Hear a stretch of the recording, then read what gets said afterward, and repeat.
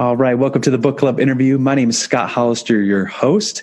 Today's guest is Terry Moore, who wrote Building Legacy Wealth. So excited to have Terry on the show today. Terry, welcome. How are you doing? I'm honored to be here and glad to be here.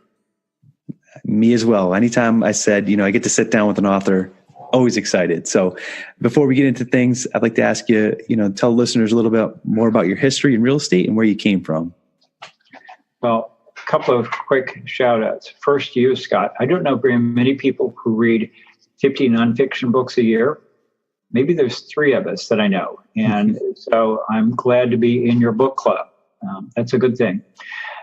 Also, I want to give a shout out to 2 of the mentors that I've had who were your 2 most recent guests, Gene Trowbridge, who wrote It's a Whole New World Out There. I became financially independent by doing syndications. And the last time I taught a CCIM class, Gene was my co-instructor. And then previous to that, you had interviewed Blaine Strickland with his book, Thrive. Blaine is my brokerage coach, and I've been fortunate to be coached by a lot of people. My wife says I still need a lot more coaching to be domesticated. But Blaine is probably the best coach I've ever had. So I'm not going to go into all the history of everybody else you've ever interviewed, but you have good taste until now in terms of who you've interviewed, and you've got great people to be paying attention to. So in terms of my book, essentially, I've spent my lifetime getting ready to write this book. For 50 years, I've helped adults make smart choices about money. When I was in college, I was doing things that was helping adults make smart choices. In between my undergraduate, my graduate degree, I sold housing. It was mobile homes, but it was still housing. And then after the MBA, I worked with Bank of America. And so I was helping companies and the bank make good choices about how does the income stream match the personality of the decision maker. You know what? Bank of America didn't want a loan on brothels. There were certain kinds of income stream where they said no thanks.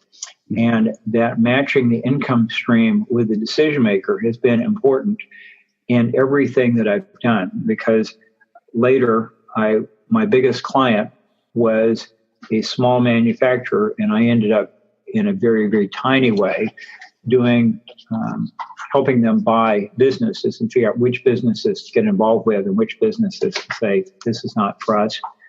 Later, I bought a mom and pop hardware store. Let's see, that would have been from my mom, and I guess that was, my pop. And there, too, we were helping people make smart choices about energy conservation and intelligent living, appropriate technology kinds of things. It wasn't just nuts and bolts and plumbing fixtures, although we did that too. And then when I came back to San Diego, I was coaching my former boss as he was trying to figure out what's the best way to make money in real estate. And he paid me for a year to go interview smart people to read books. Yay! And then give this guy a class, and he'd ask me a bunch of questions, and I'd go away a week, try to answer his questions. And then I also ended up being a shopping center developer, which was creating an income stream and then selling the income stream. That was like a license to print money, a lot like syndication. And then they changed the syndication laws and they ended up doing brokerage, and that was 25 years ago. And again, we've been matching the little old lady with the little old lady investment, and the bright young Harry Turk with the bright young Harry Turk investment scheme, so that we could get people who are doing the right thing. Because what's good for you now is wonderful. If you have a 79-year-old uncle, it's probably not the same thing for your 79-year-old uncle or your 93-year-old aunt. So the book is designed to help people understand where they are and then help them figure out what's the next step. Mm-hmm. In the process, I've not only been a broker, but also a syndicator, but that's a separate story, and you've already covered that story with Gene Trowbridge. That's a great thing to do. That is.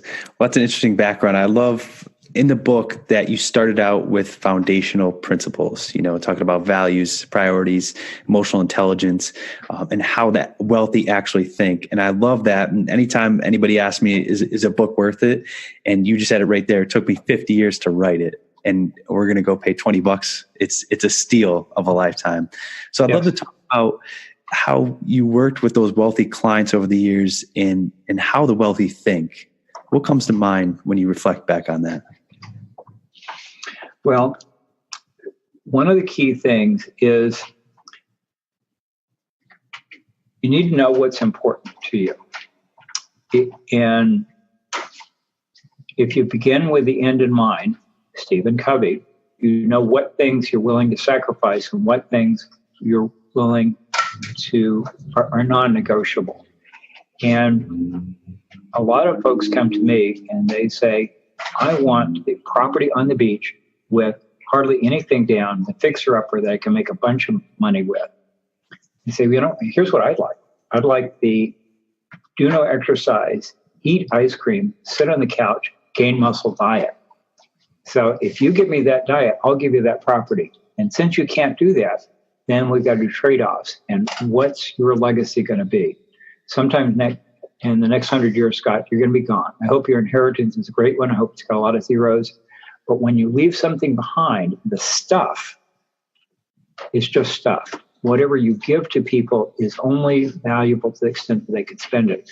Your legacy, Scott, is what people will do, what people will say, what people will think because you were here.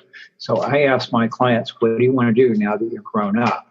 And then based on how they answer that, it's values and priorities.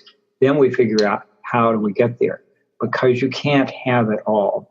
If you want the beach, it's high down payment, it's low cash flow, it's bragging rights, but it's not wealth building. Wealth building comes from the least desirable 1/3 of the zip codes in your metropolitan area, the places where people say, I never knew you were a slumlord, but that's where you make the most money. You can treat people well, but you've got to figure out what's the right investment, because what's good for your younger nephew and what's good for your oldest aunt are not automatically what's good for you. And 40 years from now, what's good for you won't be the best of what's good for you now.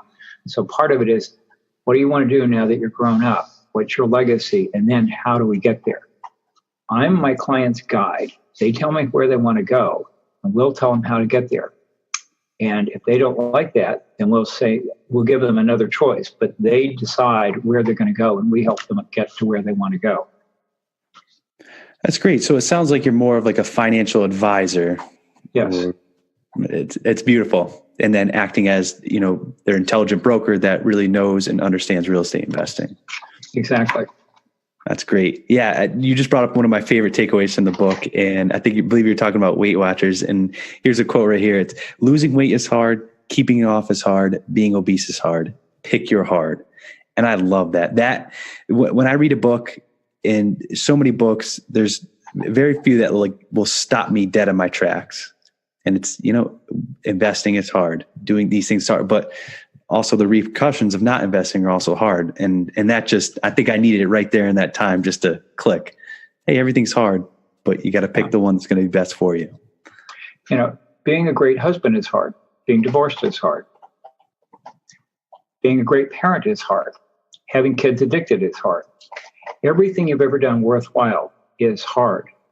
The only things that were easy were sin and sloth and excuses. But the discipline and the reproof, the champions know that discipline is not optional. I read a story from a coach yesterday, and we were talking about discipline and reproof. And he sent me a page by a guy who wanted to be Mr. New Zealand.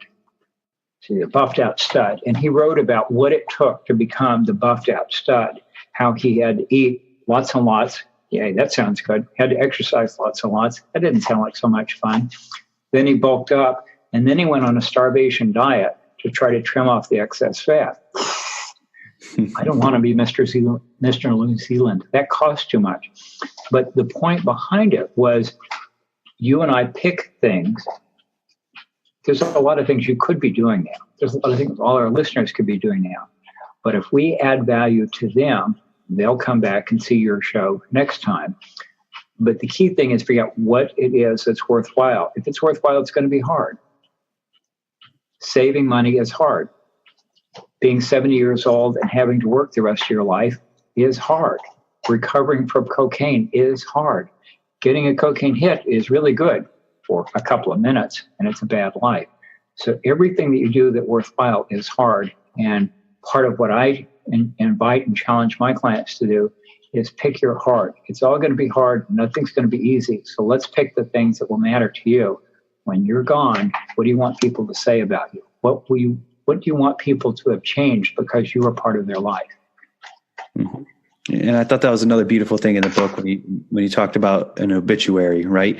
How often is maybe even mentioned, you said that they were wealthy or they made so much money, but the majority of it was they made this person's life better, right? Building that legacy. I think that's where your book is different in a great way compared to other real estate books. Is it starts with that foundation principles, building that legacy the right way, and also becoming wealthy. So I thought it was great in the end. David Brooks calls that the eulogy values. When I mentioned to my wife that I was going to write a book, she said, "What? You're going to write another get-rich-quick book?" No, it's not worth the cost. I didn't know what it was going to cost. I said, this has to be more than that. It's not just how to make your money multiply. Money, Scott, you already know this. Money is a great slave, and it's a terrible master. But legacy, that's a more worthy goal. And the legacy is what people do, what people say, what people think, because you were in their life. And so most people read my book because they want to know how to build wealth. Now, those truths are in the book. But more important, that's the meat of the book. But the seasoning of the book is the legacy. If my book blesses people, if it helps people, it won't just be just because it told them how to use leverage, how to be in the right area, how to make the right choices. I hope it does that, and I'm sure it will do that. But the real value of the book is going to be inviting people to think about the bigger issues and making sure that they put their life in what matters. William Carey one time said, "I'm not afraid of failure. I'm afraid of succeeding at things that don't matter." Well, this book invites and challenges people to lead lives worth imitating. It's beautiful. Now, instead of coming from the spices, let's get into a little bit more of the meat. So I want to talk about, as a broker, you say that you can have your say or you can have your way, but you can't have both.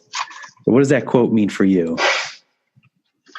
From time to time, the clients that you serve, that I serve, they can say, "You know what, I don't have to put up with this malarkey." They can be insulted by a jerk or a clerk, and they can say, "I don't have to put up with this."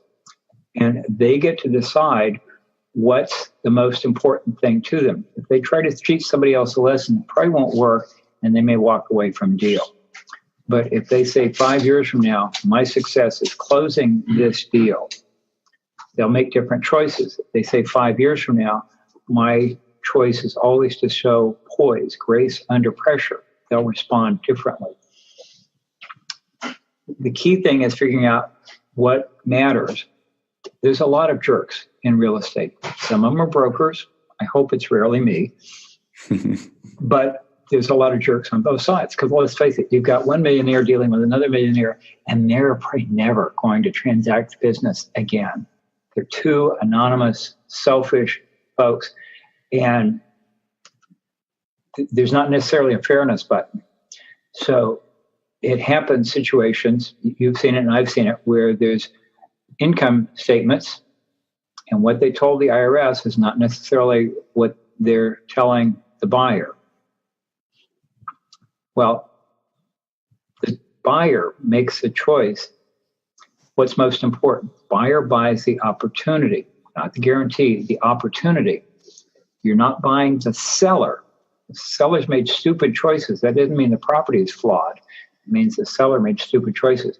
Sometimes the best opportunities are dealing with a really ornery scoundrel because he's such a pain in the neck that most people won't deal with it. But if you can hold your nose long enough to get the grant deed signed you can buy a property that other people wouldn't put up with. Value is created by finding fixable problems. If you've got bad sewer and you spend money to fix the sewer, you don't get any more rent. If it's got terrible paint and you buy the property and you repaint it, that's fixable. If it's got lousy landscaping and you fix it, that gets you more rent. If it's on the wrong side of a floodplain line, you're just stuck. And if you're in a town where it's losing population, that's not a fixable problem. If it's mismanaged, that's a fixable problem. So you should be able to hold your nose long enough to get control of the property and fix the problem. And when you create value, you get higher rent.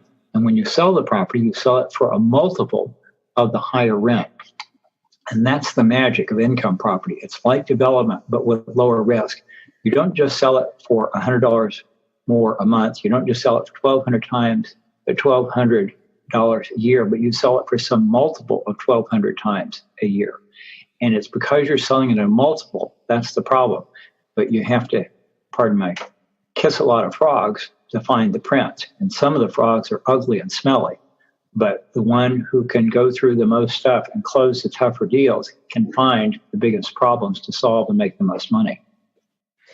Yeah, and that's a great thing. Forcing that equity on commercial properties, that's the magic. There's always emotion in real estate. You know, whether somebody's buying the house because it's cute or they're buying the property because they can see a vision. There's a lot of people who sell houses and they say, boy, I want to get into commercial, so I want to get into investments because I don't want to have to deal with emotion. Well, it's hard. Guess what? There's emotion on this side. It's just slightly different. So let's go back to the jerk for just a second. Within the last week, I bought gas. Within the last week, I went to the grocery store. You know, when I was buying something at the grocery store, I didn't say to the clerk, what's your religion? What's your politics? What's your favorite team? I said, $21.14. Well, here it is. Thanks. Bye. When I bought fuel, I didn't say $52.43, but first, tell me who you voted for. Tell me what you think about rent control. Tell me about your view of spiritual after. It was just a transaction. I don't have to invite them on vacation with me. I just need to transact with them. And there are folks who get distracted by things which don't matter. You're not buying the clerk. You're not buying the seller. You're buying the property. You're buying the gas. You're buying the quart of milk. You want to behave ethically, but you're not buying the person. You're buying whatever they're selling you, and vice versa. You don't have to agree with whoever you're going to sell it to. You need to transact with them and go away. Well, that's well said. And many times on both sides of the transaction, it feels more of a mediator's job than a real estate job. You're tougher than I am. I do dual agency about once a year, and it only troubles me on the days that end in Y. That would be all the time. I'm not smart enough, Scott, to figure out how to help the seller get the highest price at exactly the same time that I'm helping the buyer get the lowest price. Mm-hmm. I'm not that smart. That's really difficult to do. Yeah, it's a tough position. Now, what about preparing to invest profitably in apartments? No, you chosen apartments as your investment vehicle. And why did you see the value in, residential as opposed to industrial, office, or retail? You can't tell it, but I'm a belt and suspenders kind of guy. I'm a low risk kind of guy. Apartments are lower risk than office or industrial retail. And it's not just my crackpot idea. The banking regulators looked at bank loans over a century, and they established different risk levels. If a bank makes a loan on a CD, that's the lowest level of risk. If they make a loan on a development deal, that's the highest level of risk. Well, a single family house loan is riskier than a loan against a certificate of deposit, but it's much safer than almost everything else. And apartments are a little bit riskier than that. And for each level of risk, the federal banking system sets an amount of reserves, which is a different way of saying they set a cost. Mm-hmm. And the banking history shows that apartment loans are half the risk of office, industrial, or retail. So in San Diego County, we're a weird and special place, and I'm deeply grateful to live in this weird and special place. Our zip code has 4% vacancy. In most of the nation, there's 5, 6, 7, 8% vacancy. Well, in our wonderful spot, the office, industrial, and retail vacancy is always 50% higher, and in some cases, it's 3 times as high. We've had 10 to 20% vacancy in office, industrial, and retail in San Diego County. We don't have 20% vacancy in apartments. Almost everybody you and I know wants to live with indoor plumbing and a roof over their head. There are some homeless folks, but most people want a roof over their head and indoor plumbing. Not everybody needs an office or a retail or industrial space. So there's a huge demand. Sometime in our lifetime, there's going to be recession. Whether I'll live through 3 or 13, I don't know. Whether you live for 4 or 24, I don't know. But I hope you live through a lot of recessions. When a recession comes, people still need to live somewhere. But businesses will shut down. Offices will close. Warehouses will shut up. They won't all shut up, but families are not going to die because of the recession. We still need housing. So apartments are the lowest risk, and it's not just me that thinks so. It's the federal government. And so the lending rates show the history, and anybody can see that there's better loans and easier loans for multifamily than there are for office, industrial, retail. Oh, that's great. Now, when you started out Actually, there's one other thing. Lots of people that you and I know have $50,000 to $250,000, so they can buy a house or a condo or maybe some apartments. Not very many people that you and I know have $1 million to $2.5 million. With a small amount of money, you can buy some rental housing. With a small amount of money, you can't buy a shopping center. You can't buy a bank building. It takes more money to play at the other property types. Okay. That's good to know. When you originally got your broker's license, were you drawn to residential for that safety as an investor? Or did you kind of play in all the commercial spaces, see what you worked best with? At least in our arena, apartments are the grubby investments. They're kind of the lowest prestige thing. They may be the safest, and they may have created more millionaires than any other type. When I was interviewing, frankly, with a really fancy firm, the guy that I met said, you should either do industrial or you should do apartments. I didn't understand at the time, but in effect, he said, you don't have enough class to do retail or office. You have to have poise for that. I didn't get what he said and why he said it, but later I figured it out. So I thought there were other things that were more glamorous. But when a recession came along, it was kind of a door opened up and the apartments made sense to me. I figured this is simple enough that even I could do it. And I started out on my own. I got recruited by a bigger firm, and apartments were a logical step in the door. And fortunately, it was a wonderful path. I want you to believe I was smart enough to plan it out. This was just dumb luck, and I'm grateful for it. There you go. Right place, right time. Yes. So you have some great chapters in the book about successful buying, operating, renovating, and selling apartments. So let's skip over a couple of those, a couple of great tips per category. So what are some of your best successful buying tips for apartments? There's 2 that I think are worthwhile. You want to buy the dog on the block. You want to get the ugliest property with fixable problems. So what I say is, it varies in different places, but generally speaking, in most markets, this is crazy, but in most markets, you probably make more money by buying apartments in the lower demographic third than in the fanciest demographic third. If the people in the fanciest third have advanced degrees, you're going to pay more for them, and they're going to be in pretty good shape. If you buy property in the lowest demographic third, you're going to have higher credit risk, lower education, and the apartments, frankly, are going to be beat up. But if you create value by fixing problems, if it's already new and pretty, you can't fix problems very much.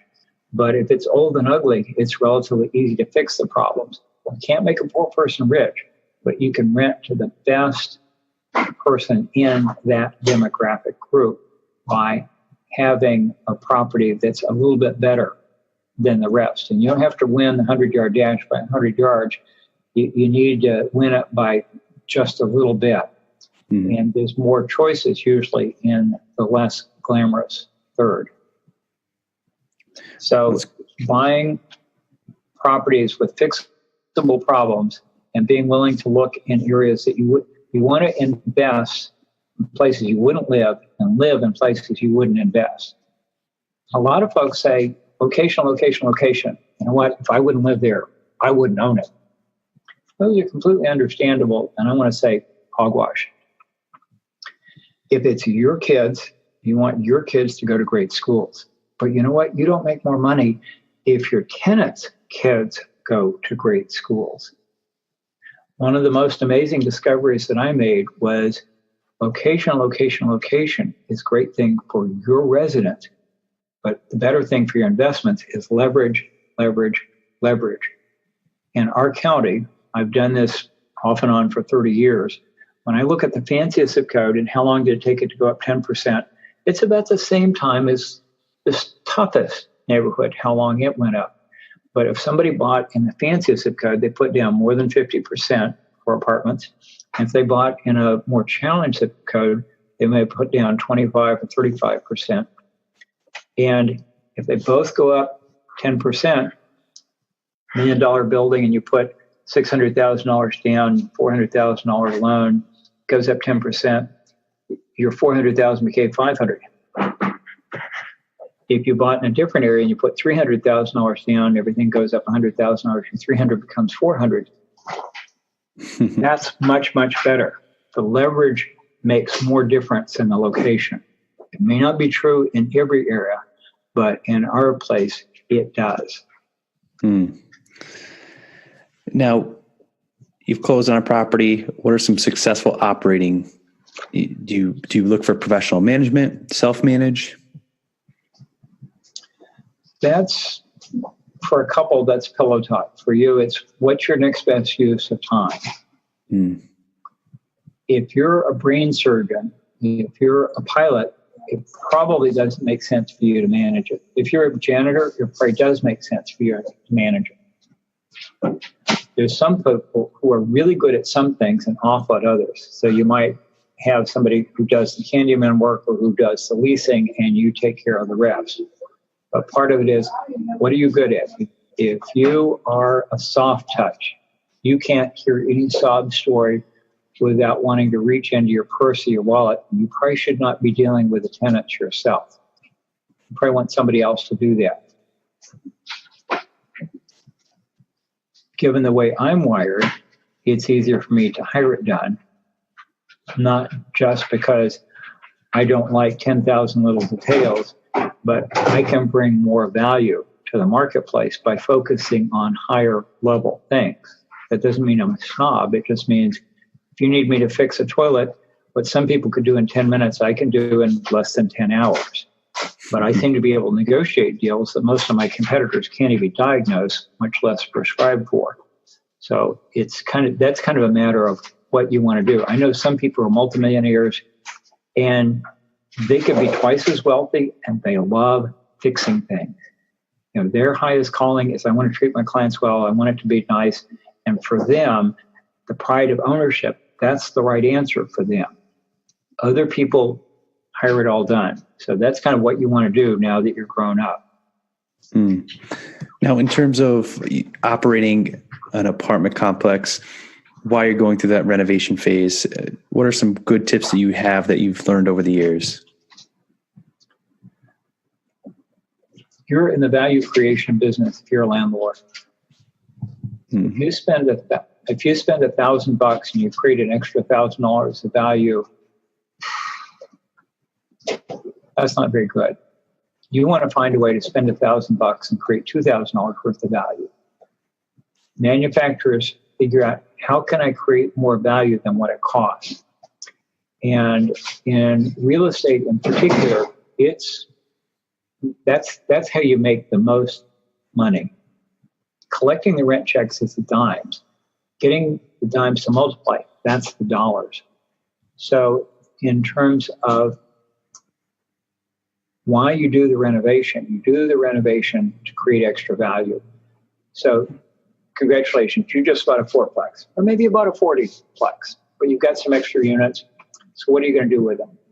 Well, maybe you've got the original kitchens, maybe you've got the original bathroom. Maybe you're one of the last guys to have shag carpet in your area. So you can spend $100,000 on your apartment. What few things will give you the most bang for the buck? Well, paint is pretty cheap and makes a difference. Free landscaping can make a difference. Mailboxes can make a difference. If you're smart, if you don't know this, you'll learn from your tenants or from property managers. Do people like black cabinetry? Sounds terrible to me, but in my market, there's a lot of people who like black cabinetry. Okay, well, painting them black is cheaper than putting a new cabinetry. Which one gives you the biggest bang for the buck? When a manufacturer is trying to make profit, they say, okay, I can do this and I get a tiny return. I can do that and get a big return. As an investor, you want to become a scientist about how you create the most value. When we were in Jacksonville, Florida, we learned that a $20 gallon of paint, this is very complicated, I hope you can figure it out. A $20 gallon of paint costs as much as a $20 gallon of paint. And we said to tenants, if you pick any one of these 5 custom colors, you can have an accent wall and we'll only charge you $20 a month for it. And they love those accent colors. And you know what else cost us? Well, no more than a regular gallon of paint, but it was customized. You know, maybe you put red or purple or green or orange or black front doors on. You find the things that your tenants will pay for. Well, how do you know? When you're talking with them, you say, Scott, I'm really glad you came by. I'm thinking about doing X or Y. Which would you rather have? And if we did that, would that be worth an extra $5 or $10 or $25 for you? And if you ask a lot of people, you eventually figure out, yeah, the stainless steel appliances are worth the extra that they cost. And you figure out, in my market for this demographic, is quartz countertops worth the extra price compared to granite, compared to leaving them alone? So you do surveys. They don't have to be 10,000 people, but you make choices with your money in terms of how do I get the most bang for my buck? I love that, kind of interviewing to see what marketplace, wants. And hey, is it worth this? That's great. So what are some of your favorite renovations that you look for when you're looking at a value add property? Well, the easiest thing in our market, most of our buildings have the original kitchens and bathrooms. What I'm going to say next, when I first encountered it, seemed like sexism to me. But I've come to believe that most couples who make a choice, she picks out the place. And figuratively speaking, he says, honey, if I can put my boots under your bed, that's okay with me. Mm-hmm. Now you might be different. But lots of guys say, well, let's see, it's got a roof, that's good. It's got a floor, that's good. We got water in, we got water out, we got bathrooms, we got kitchens. Okay, pass it. We got a front door, we got a back door, they got locks. We win. I'm happy. Some guys are pretty fussy. But often the ladies can say, well, you remember this detail of the kitchen? You remember this detail of the bathroom? She's probably going to make her choice based on the water rooms. It's not true for everybody, but it's true for a lot of folks. So if you can figure out how to make it desirable for her, that's a good thing. Kitchens and bathrooms are logical. You want the outside to be appealing enough. You want it to have pop from the outside. You don't want them to drive by your property and say, that's ugly, what else? And keep going. It needs to be appealing enough that they'll come in. And then when they come in, you want it designed for her eye. And you want it designed in a way where she will say, I looked at 7 properties, 4 of them I don't remember, but the 3 I liked best were, and I really like this one. And so designing it for her eye matters. In some cases, we planted flowers on the outside. Flowers didn't last all that long. They were long enough to get what we wanted. In some cases, it was accent colors. But it's usually what will get the lady's eye. If it's ugly as homemade sin, it will be small differences. But you start with the least amount of money first and work your way up. And you start in the outside first and you work your way up. Oh, I like that. And that's so funny that you mentioned that. Every time I walk through a property, I'm looking at structure, HVAC, electrical, roof, and then the paint. All the little stuff doesn't matter. That's the stuff I love, value add. Right. Now, how about, selling it? So you repositioned a property in terms of, putting it on its best self, increasing the NOI. What do you look to as a broker on the sale side? People buy income property for income. And so your job as an investor is to create more income. And so if you've lowered the expenses, you raise the income, that's a good deal because you're selling it as a multiple of the net income. Okay. Now, going back to the beginning, when did you become a syndicator, and then why did you pivot from more of the broker side, to doing deals yourself? I became a syndicator maybe 5 years into the business. I was doing brokerage and syndication. Your rules and other people's mind are different than mine, but I would not compete and still will not compete with clients. It was the most lucrative per hour thing probably that I've done other than preparing for negotiation. That's interesting. Yeah, and I remember talking with Gene Throwbridge about going back, and he's kind of worn 2 to 3 hats over the years. And I said, what's type of your best advice thinking back? And he said, I think I would have gone more full-time in a syndication as opposed to the broker business. Now, have you found that a lucrative, would you complement that saying as well? Or is that, have you found something different more so on the brokerage side? Gene's a smart attorney. He's a great instructor. He's a wise fellow. And I believe that makes sense. Once upon a time, if what I say now contradicts Gene, believe Gene. But once upon a time, he had a couple of thousand people who were investors in his deal. That was a crazy maker. And he said, I've had all the fun that I could stand. But syndication, at least in our lifetime, with an ongoing upward market, and you've got a leverage of that, it's a derivative of it, it's a multiplier. That could have made sense. Candidly, in our situation, we didn't have enough cash to eat while we were doing syndication. We needed something else. When I was doing syndication, I talked to potential investors. And I said, what did you like? Why wouldn't you do it? And many people said, well, the syndicator made money on everything that moved, took money out at the front end, and that stunk. Because the syndicator was going to make money and I might get the experience. I don't want to do that. And so I went back to them and said, all right, how about if I work for free unless you get richer? But by the way, if you get richer, I get richer. That was an easier thing to sell. So when I sold the building, I would roll all of my commission into it. I would pay the tax. So in a cash situation, it was negative cash flow, but I had a share of the equity. And that worked. But we still had gas to buy. And we still needed bread, milk, and eggs. And we had a mortgage payment. And so we needed funds for other things. So I wasn't independently wealthy, so I could just do the syndication. But we would do a few things where, we sponsored less than a dozen situations. But each time it was kind of, can we afford to do this? Can we afford to pay the tax? Can we put a deal together?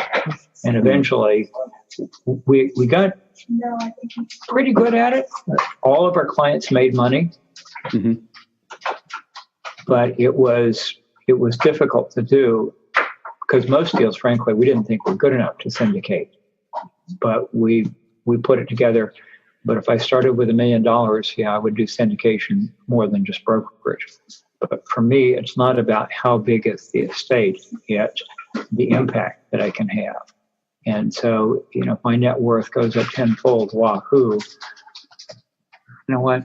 I'm not going to drive 3 Bentleys. I'm not going to have 7 steaks or 4 bottles of champagne tonight. I'm not going to fly first class to Europe. I've got a comfortable lifestyle. My payoff is in something else. So I get a kick out of helping people make smart choices about money.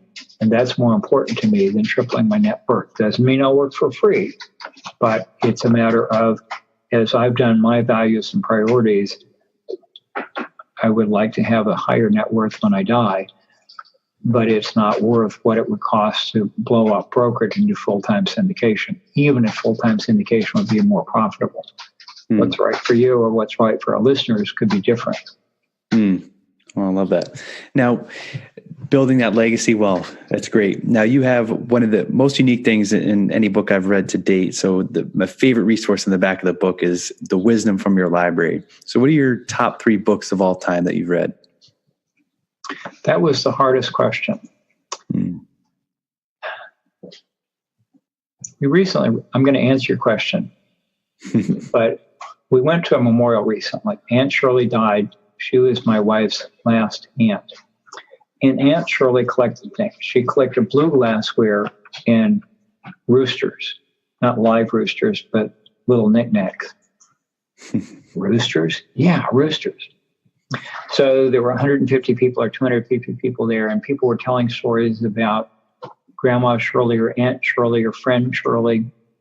And at one point, the daughter got up and she said, look, on all your tables, there's some blue glass and there's some ceramic roosters. We've gotten everything we want as a family, and we want you to carry it home. So take some memento of Aunt Shirley, Grandma Shirley. We looked around and we picked up some things for us and other family representatives who had kind of deputized us. And the next day, my wife and I both talked about that. Wasn't that a sweet thing to pass on mementos, which, would have gotten sold or given away, but they were given away to people who cared about Shirley. And I said, so here's what I want. When I'm gone, I want you to go through my library. You can burn 93% of it and give it away, but on 7% of the books that you think I would like, put them out on the table so people could carry them home. I'm an only child, an orphan only child without kids. So to me, books are friends, and giving away books is like shooting children. But I guess that's the thing that I thought of I'm a Christian, so the Bible is important to me. I think it's inspired. You may not. Even if you don't think it's inspired, the book of Proverbs has 600 or maybe 1,000 dual sentences, couplets, that talk about what smart ways to live. So whether that's an inspired book or not, there's a bunch of practical wisdom in there. I happen to think it's inspired, but for me, the Bible would be the first book. Getting to Yes, the Harvard Business School's negotiation. It may not be the best book I've ever read on negotiation, but it's fundamental. It's a classic. It's bread, milk, and eggs. And it's a really good tool for almost anybody in terms of real estate. Okay, if you let this deal go, what's your next best option? So that's a great tool. It may not be the best negotiation book, but it's one of the 3 best books. And then the third one is one called Crucial Conversations. There were 4 folks, Patterson, and I don't remember the other 3. They wrote a couple of different books, but they looked over a generation. They interviewed like 100,000 people, and they tried to figure out what makes Scott so amazing. What does he do that nobody else does? What's his distinguishing characteristic? And it wasn't that you were smarter. It wasn't that you were more handsome. It wasn't that you were taller. It wasn't that you were hairier. That wasn't it. It was your ability to deal with ticklish situations and come up with a solution. And they talked about Crucial Conversations, one where there's a difference of opinion. It's really important, and there's emotion. So this is not where we're going to go to dinner tonight. This is not, should we take a swim in the pool or should we play pool? It was more important than that. And some people are unusually skilled at that kind of communication, and other people not so much.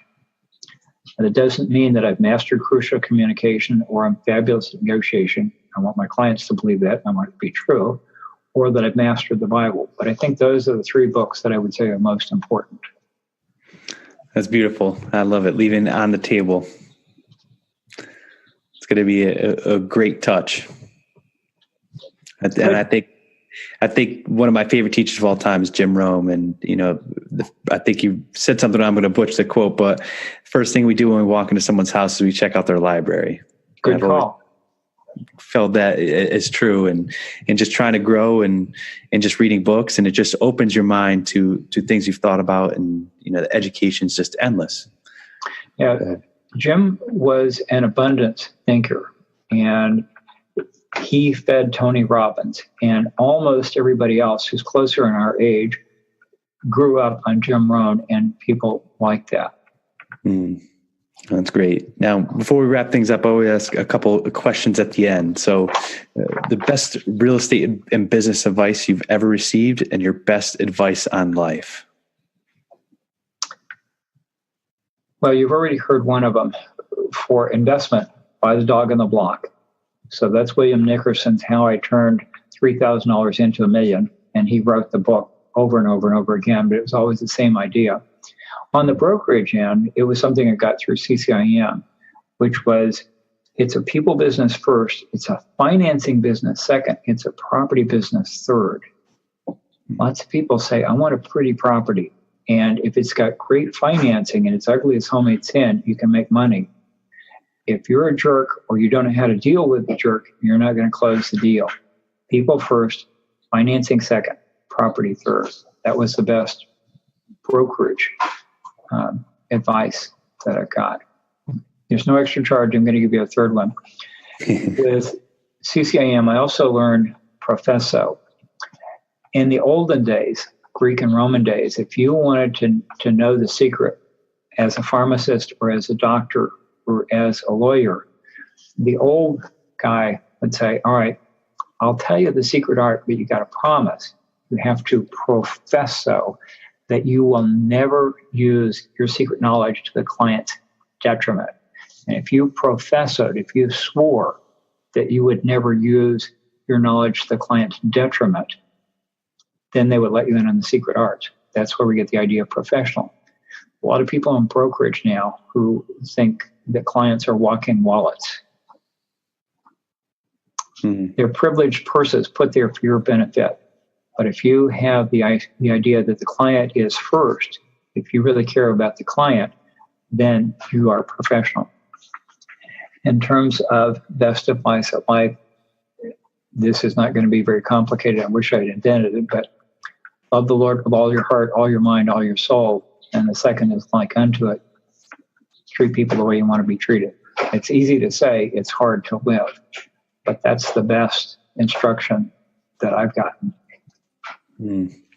Wise words from a beautiful mind that's got so much education and knowledge. So, Terry, thank you so much for being on the podcast today.